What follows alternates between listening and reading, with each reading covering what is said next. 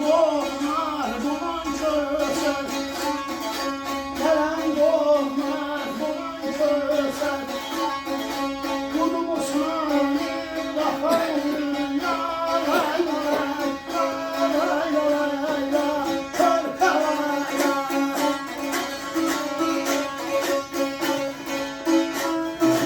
Dəstə qasın qalıb nasar, sir sözünü işmə asar. Gelen konar, konan köser, budur mu senin? Vəfam dünya, dünyamız düz olsun. Allah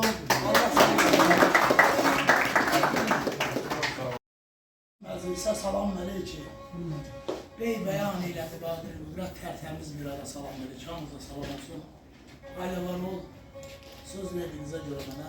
Mən bizim bu məclisin uzun ömürlü olmağını Allah'tan arzu edirəm. Və bugünkü günü eşitdiyimə mən bilənə həm kitab təqdimatıdır, həm də məclisimizin bugünkü nəticəsi oldu. Deyirəm, elə onu bu beyti ilə başlayaq. Elə bu beytin müayini sizə eyni şeydir.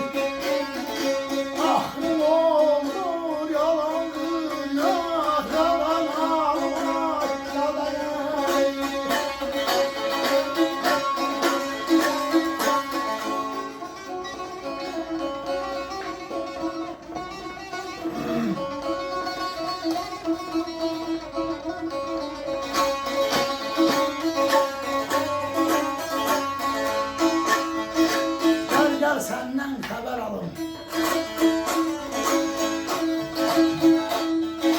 Süleyman'dan kalan dünya, evvelin gel eyle, rahrim olur yalan dünya.